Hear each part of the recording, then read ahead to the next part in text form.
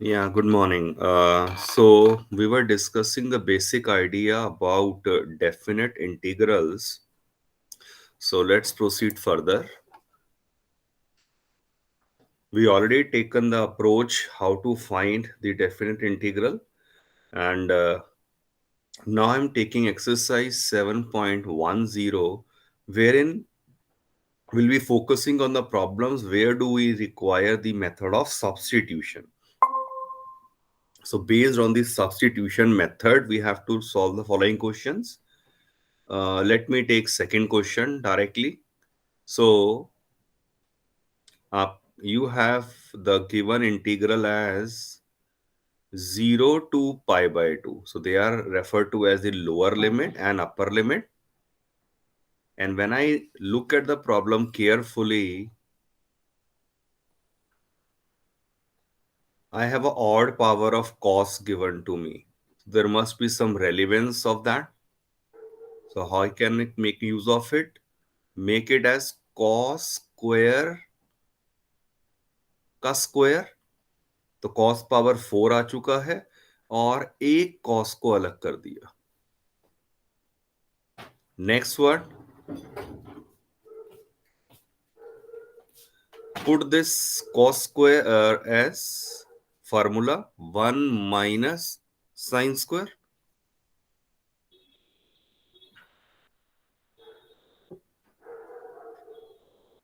I hope now the purpose is clear why we have done all this.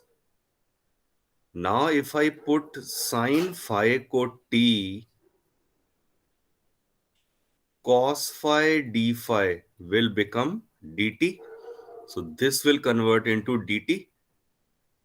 And at the same time, in case of definite integral, if any substitution is done, limits will also change. So when these limits are for phi 0 and pi by 2, when phi is 0, what will happen to t?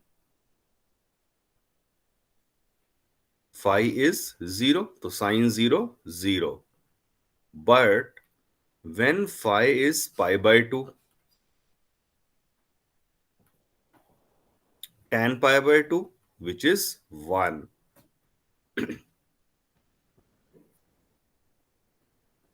So therefore, what will happen to our integral? Change the limits and use everything in this step. So limits will become 0 to 1 and root of t into 1 minus t square ka whole square, and remaining cos phi d phi simply is dt. Now this is a direct question. Open the square, a square plus b square minus 2ab. Multiply with root t means open the bracket. So this will be t ki power 4 plus 1 by 2. And this last term, t ki power 2 plus 1 by 2. Base same, powers are added. So root t, and this is t ki power 9 by 2, and this is t ki power 5 by 2. So now you can integrate this directly using the formula x power n ka integral, x power n plus 1 upon n plus 1, integrate, and then use the usual approach, upper limit minus lower limit.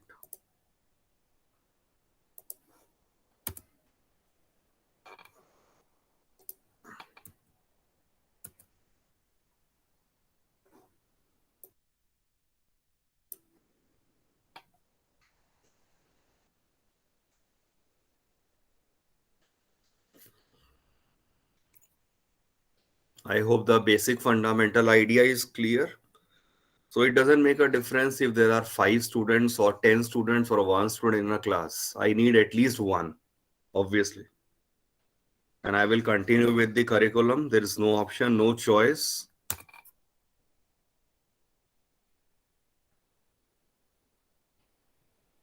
If you have any doubt, please do ask.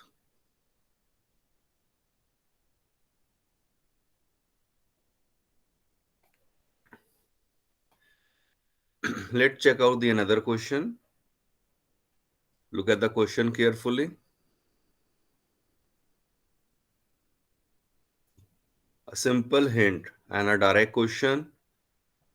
Put cos x को t and ऊपर derivative है. So this is minus sign x d x differentiate कर दिया और D sign x d x actual में आ गया minus d T. Again substitution करा है डेफिनेट में तो लिमिट्स भी चेंज होंगी. लिमिट क्या थी? 0 एंड पाई बाय 2. तो when x is 0 T will become, this is a substitution, तो एक्स की जगह 0 लिख दिया, cos 0 which is 1, and when x is pi by 2 cos pi by 2 which is 0.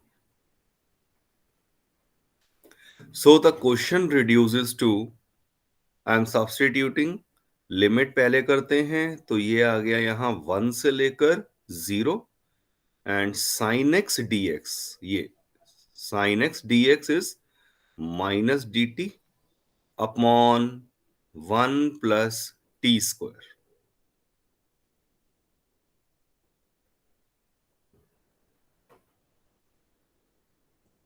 So that now when I integrate, this is a direct formula, tan inverse t, or this is upper limit minus lower limit.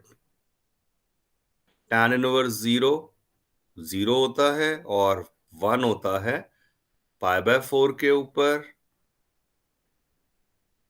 Your required answer.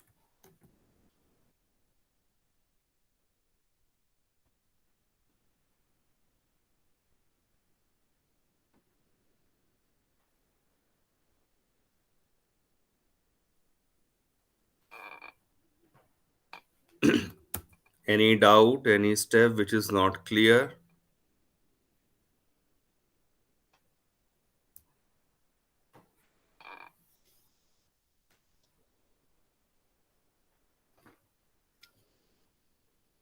Now they are all direct type of questions. जैसे sixth हो या seventh है, completing the square and then apply the formula. और of course कोई substitution अगर करेंगे तब limit में चेंज होगा, नहीं तो डायरेक्टली. जैसे सेवंथ क्वेश्चन है, -1 to 1 dx over x square plus 2x plus 5. So this is in fact very simple. देखते ही पता चल रहा है that this is x plus 1 का होल स्क्वायर और 2 प्लस 1 और प्लस 2 का होल स्क्वायर.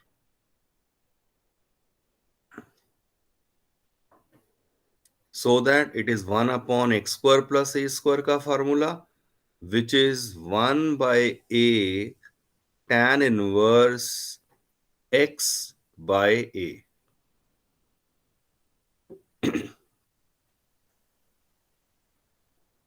बस ये इंटीग्रेट हो चुका है. Now you need to put the limits.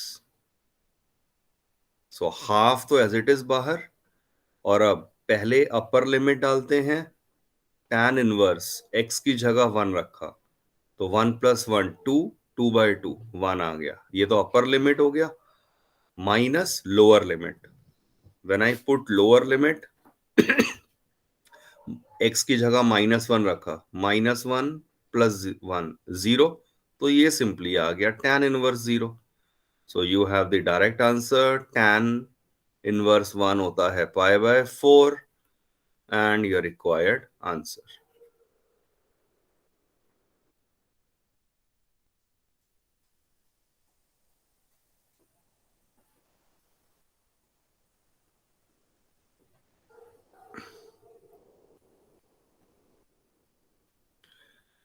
If I look at question number 8 carefully,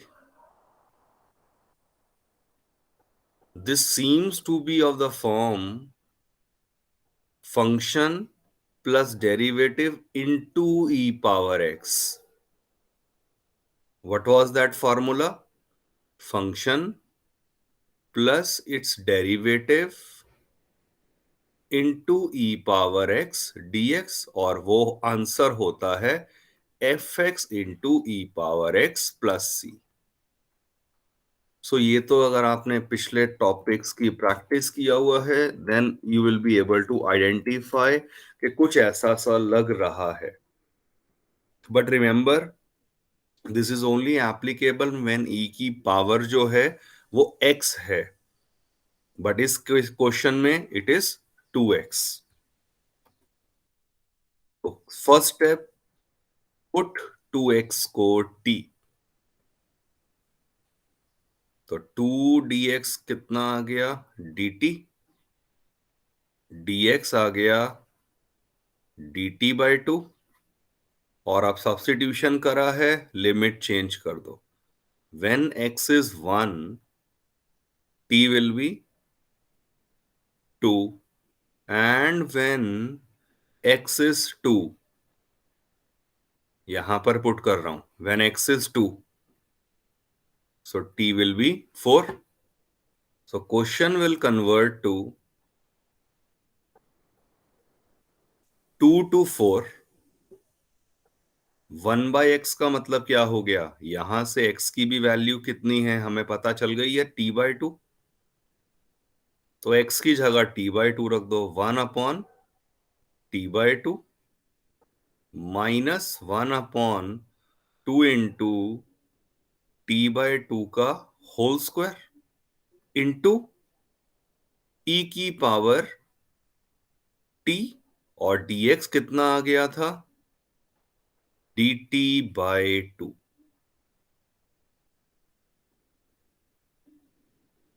सो देखने में अभी लग रहा है कि बहुत मुश्किल सा बन गया, बट अगर अब आप इसे फर्दर सॉल्व करते हैं, ये 1/2 बाहर, 2 to 4, ये रेसिप्रोकल होकर आ गया 2/t, माइनस ये कितना आ जाएगा? सोचे जरा ध्यान से, मैं अलग से लिख देता हूं. 1/2 इंटू t²/4. तो t²/2 रेसिप्रोकल होकर आ गया 2/t² इंटू ई पावर t dt. 2 कॉमन ऊपर से, और वो बाहर वाले 2 से कैंसल हो गया. और अब अगर आप फाइनली इस एक्सप्रेशन को ध्यान से आइडेंटिफाई करें, it is converted into this formula, function with derivative और इनटू ई पावर एक्स. तो ये कितना आ जाएगा? Function into E power T. Answer. But limit का क्वेश्चन है, तो बस अब आप अपर लिमिट माइनस लोअर लिमिट कर देंगे and solve it.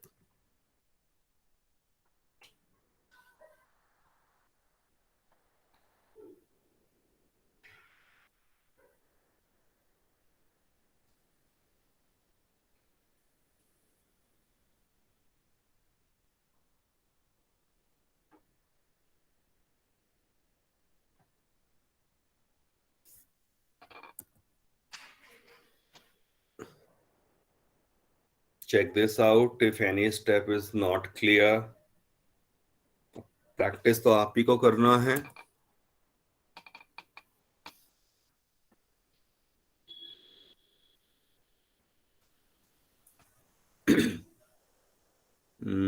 Ninth question एक देख लेते हैं, एमसीक्यू में दिया हुआ है.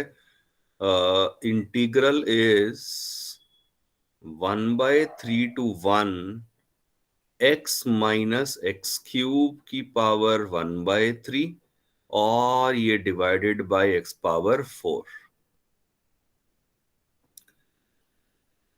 So what we can do, note carefully from the numerator. I will take x cube common. Bracket के अंदर ही रखूंगा, मतलब एक्स क्यूब कॉमन, तो यहां बचा 1/x² -1, और इसकी पावर आ गई 1/3, और डिवाइडेड बाय वो x⁴ चल ही रहा था।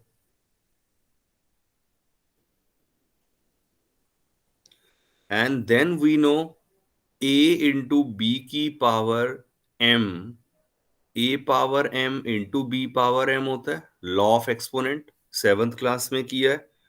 तो अगर वो अप्लाई करेंगे तो इसके साथ पावर डिस्ट्रीब्यूट हो जाएगी फर्स्ट टर्म के साथ, तो एक्स क्यूब की पावर 1/3 वो सिर्फ एक्स हो जाएगा, और फिर इसकी पावर अलग आ गई 1/3।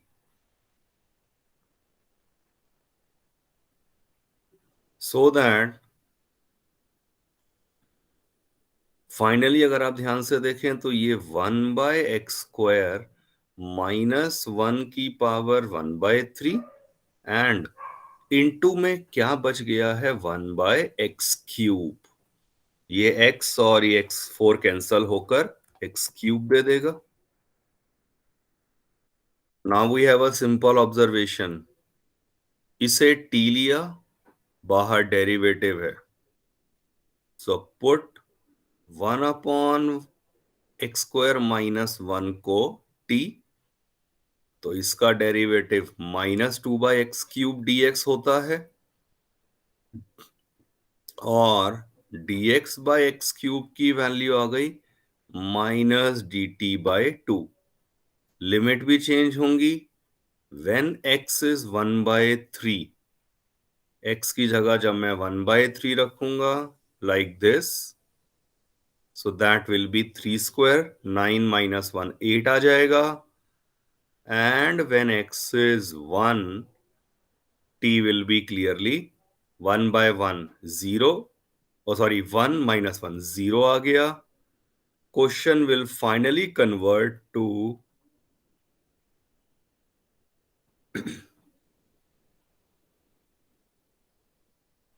this।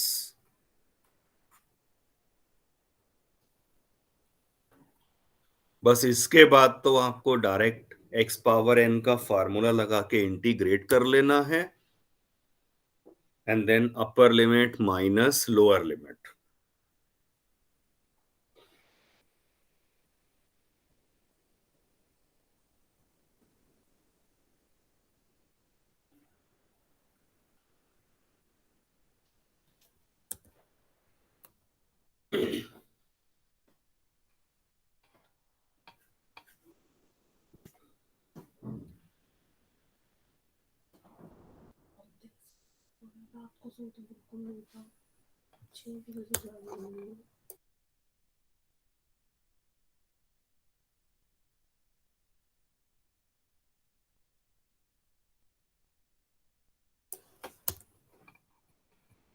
Now check out few questions from the assignment. Note carefully. This is cos 2x into log of sin x. So Eilert rule will be applied. Product rule आ रहा है यहाँ पर, तो ट्रिग्नोमेट्री है और लॉगरमेथिक है, तो लॉग वाला हो गया फर्स्ट फंक्शन और ट्रिगो वाला हो गया सेकंड फंक्शन। बट ऐसे केस में जब आपको लिमिट्स दी होती हैं और आपको आइलेट लगाना है, तो इट इज रिकमेंडेड आप पहले इंटीग्रेट अलग से कंसीडर करो, means consider this integral separately. मैं इसको चलो पहले लिख लेता हूं, और इनटू cos 2x, और विदाउट लिमिट यूजुअल मेथड से इंटीग्रेट कर दो। क्या होगा, first as it is into integral of second minus large integrate derivative of first, log का हो गया 1 और साइन का हो गया कॉस, तो this is derivative of first into integral of second.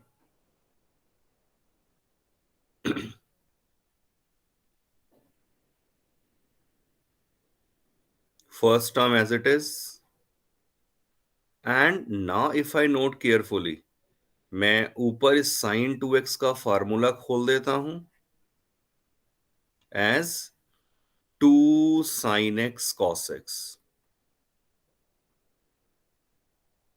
2 से 2, साइन से sine cancel, cos square x बच गया। और कॉस स्क्वायर एक्स को इंटीग्रेट करने के लिए हमें पता है हम उसका फार्मूला यूज करते हैं like this. Once formula is used, now you need to integrate this. ये बाहर आ गया और इसका इंटीग्रल हो गया ये। तो ये एक तरह से मेरा इसका विदाउट लिमिट्स इंटीग्रेट होकर आंसर आ चुका है। और अब जब ये आपके पास आ गया, क्योंकि मैंने डेफिनेट की इनडेफिनेट करा है, तो चलो मुझे फिर प्लस सी लिखना चाहिए कंसेप्चुअली। नहीं भी लिखते यहां चल जाता, क्योंकि हम इसे एक्चुअली अपर और लोअर लिमिट में लेकर आएंगे। और फिर बस आप इस एक्सप्रेशन के अंदर पहले पाई/2 रख दो एक्स की जगह, और माइनस फिर आप एक्स की जगह रिप्लेस कर दीजिए पाई/2। तो this is of course calculative और बोर्ड में आया हुआ है। कोई ऐसा नहीं है कि अलग मैं बहुत थॉट्स में या बहुत ज्यादा टफ करवा रहा हूं। टफ क्वेश्चंस को तो मैं इस सेशन में डिस्कस ही नहीं करूंगा। डायरेक्ट टाइप के ही क्वेश्चंस ले रहे हैं। They may be little bit calculative.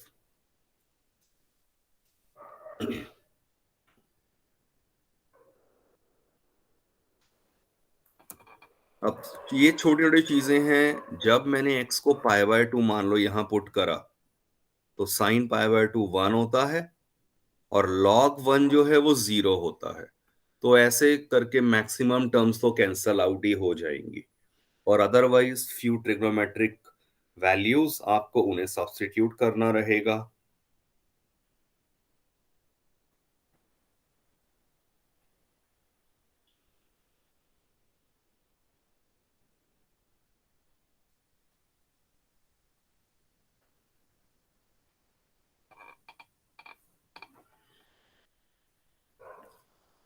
Consider this question without limit.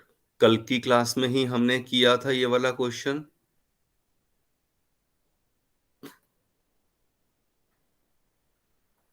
Same question कल कर चुके हैं। tan को लिखा साइन बाय कॉस, और ये हो गया cos by sign.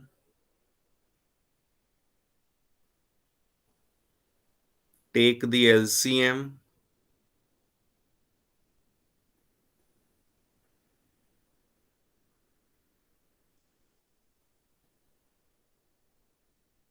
multiply and divide by √2।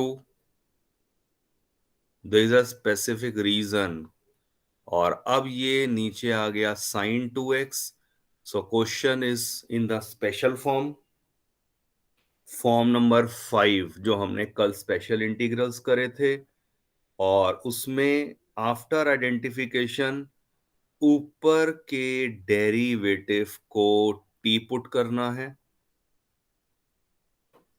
अब अगर आपने क्लास अटेंड किया है या अदरवाइज आपने इस कंसेप्ट को समझा हुआ है मेथड, तभी आप कर पाएंगे। सो न्यूमरेटर के डेरिवेटिव को जब टी पुट करा, ये आ गया और चेंज। अब ये, और अब अगर मैं बात करता हूं यहां पर, चलो मैं पहले एक एक वे क्या है, आप ये वैल्यूज पुट करके इंटीग्रेट कर दो और लास्ट स्टेप में लिमिट पुट कर दो। और अब आप अपना इंटीग्रल जब इसको अगर कंसीडर करते हैं, देन चेंज द लिमिट्स। क्योंकि क्वेश्चन अब मैंने टी की टर्म में कर दिया है, तो लिमिट्स को भी टी की टर्म में लाना होगा। तो वो क्या हो जाएगा, when x is 0, lower limit t will be cos 0 minus sin 0, which is 1. When x is pi by 2, cos pi by 2 minus sin pi by 2, तो ये आ जाएगा -1. इंटीग्रल विल बिकम, ये सारी चीजों को जब मैं यूज करूंगा तो अब आप आइडेंटिफाई करिए, -1 to 1, और ये आ गया था माइनस, ये √2 एक बाहर पहले से ही है, और फिर dt bye √of sin 2x. अब sin 2x की वैल्यू वो कैसे आई थी वो निकालना रह गया है, तो आप इसका स्क्वायरिंग कर दीजिए. स्क्वायरिंग करते ही मैं डायरेक्ट लिख रहा हूं, वो ये दे देगा. ये कल डिस्कस कर चुके हैं, स्क्वायरिंग किया है, सॉरी, t² और sin 2x आ गया 1 माइनस t². तो क्वेश्चन कन्वर्ट हो गया डायरेक्ट फार्मूला में, under the limit -1 to 1 sine inverse 1 minus sine inverse of -1,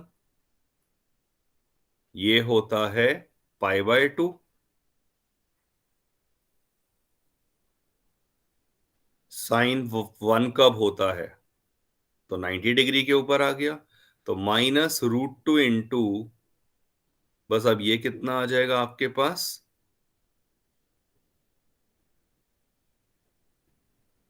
π/2 plus π/2, simply पाई -2 -√2 पाई. इसका आंसर नेगेटिव एक्स्ट्रा आ रहा है, because to my knowledge negative नहीं आता है, तो एक बार वो सिर्फ ध्यान रखना रहेगा कि कहाँ से कोई एक प्रॉब्लम आई है नेगेटिव साइन में पॉसिबली. ये ठीक है, डेरिवेटिव माइनस,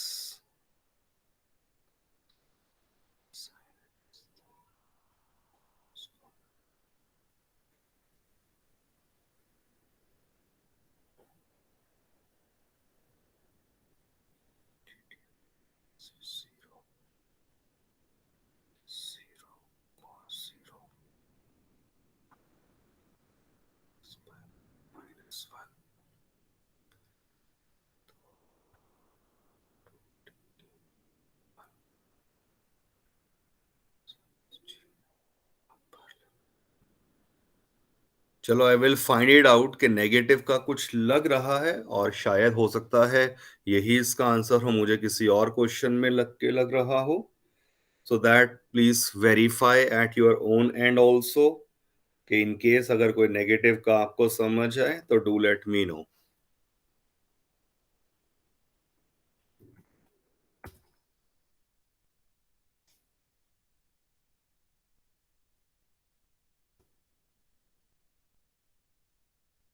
इनफैक्ट एक बार क्या करा बोर्ड में, सिर्फ ये π/2 की जगह क्वेश्चन में π/4 कर दिया.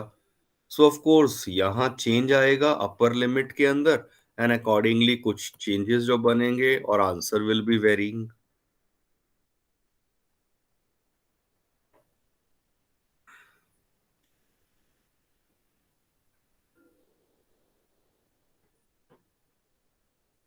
या I found the mistake, check this out. जब x 0 है तब लोअर लिमिट 1 है, तो मैंने यहाँ लोअर लिमिट -1 लिख दिया था, तो दिस इज +1, दिस इज -1. तो इसका मतलब ये +1, दिस इज -1, यहाँ माइनस आएगा और यहाँ प्लस आएगा, तो ये माइनस हो गया और ये फिर से माइनस, तो यहाँ -π आ जाएगा, and this will be plus. तो √2 is your required answer.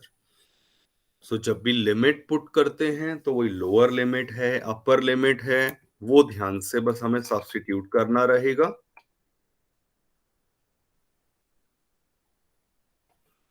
Check out this another question.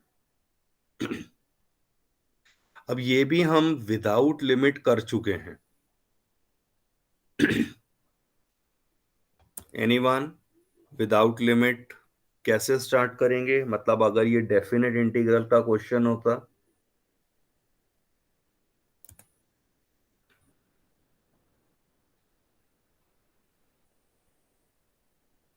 Dividing by cos 4x, ये हमने किया था अगेन एक स्टैंडर्ड फॉर्म, जो स्पेशल फॉर्म्स लिए हैं इंटीग्रल के।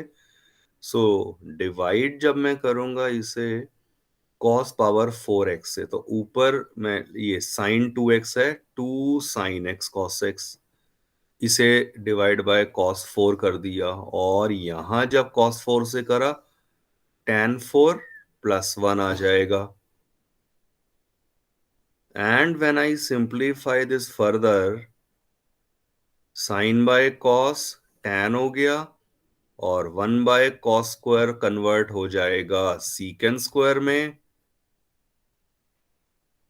चेक करो, अभी मैंने इंटीग्रेशन तो करा ही नहीं है, सिर्फ ट्रिग्नोमेट्री लगाई है basic.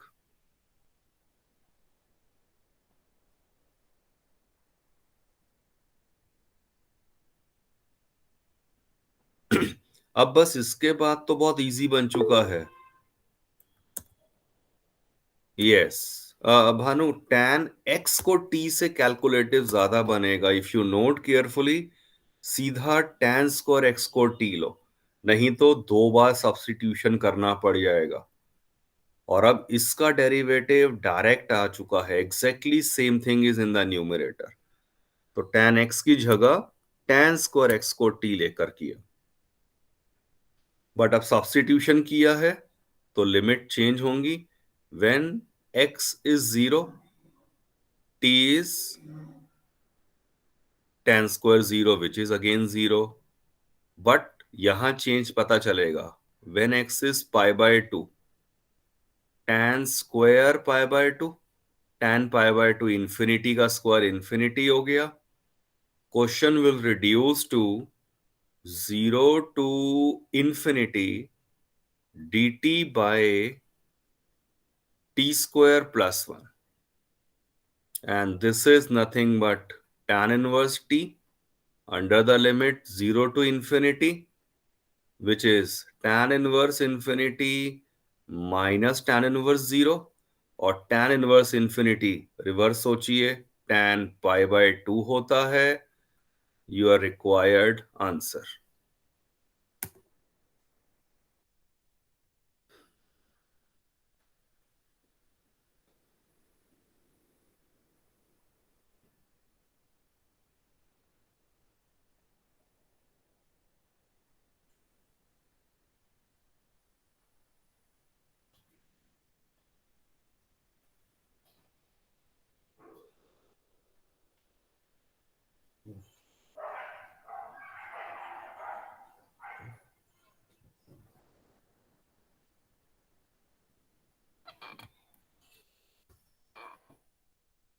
I hope the basic idea is clear.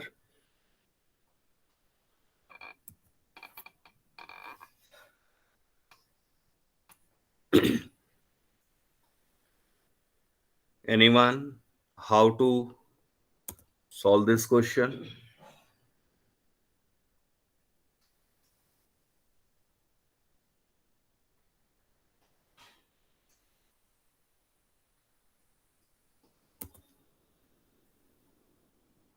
It's a direct product rule. आइलेट, अब वो तो आइडेंटिफाई करना ही रहेगा।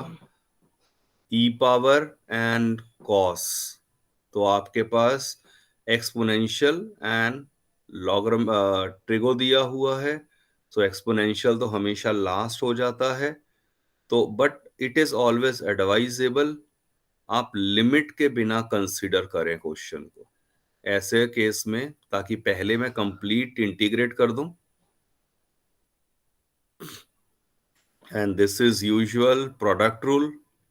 First as it is into derivative of second minus large integrate derivative of first और इसके डेरिवेटिव में याद रखना ये x/2 का 1/2 भी आएगा into integral of second.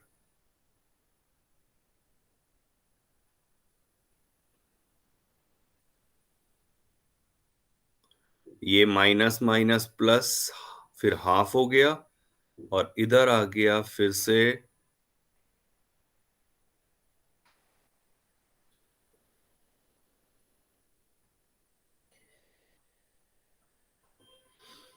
And if you identify again it's a product rule, तो प्रोडक्ट रूल के अंदर फिर से प्रोडक्ट रूल लग गया यहां इंटीग्रेशन में,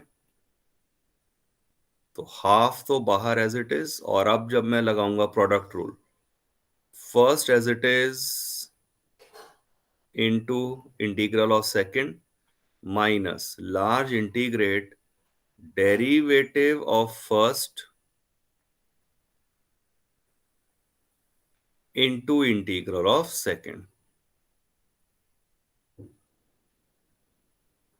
Next, when I open the bracket,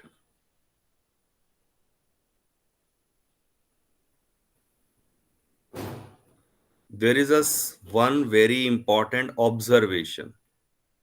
ये माइनस के साथ 1/4 टाइम्स जो भी इंटीग्रल बचा, अगर आप ध्यान से देखें तो वो मेरा क्वेश्चन आ चुका है।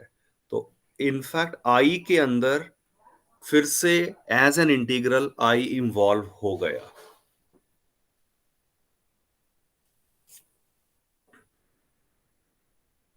तो e power x into cos of π/4 plus x/2 our main question ही बन गया था।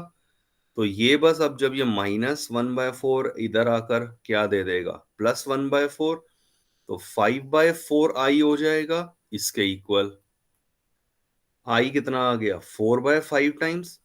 Once I have integrated this, अब लास्ट स्टेप में upper limit minus lower limit कर देंगे। So do not forget that also. Upper minus lower limit वाला part.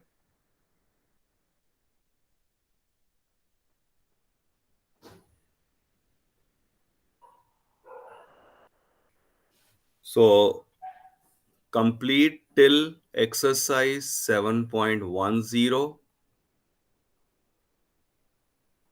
in your homework. Assignment मैं check कर लूंगा classroom पे, but I think I already have shared that, or else I'll put it once again or check this out. So this is all about today's class. If you have any question, any doubt, you can ask. Next class से हम बात करेंगे about some properties of definite integrals. So there are 7 different properties and using those properties possibly questions may be little bit easier जो हमने किए हैं, but अभी तक मैंने वैसे क्वेश्चंस की बात ही नहीं करी है, but that will be covered in the next class.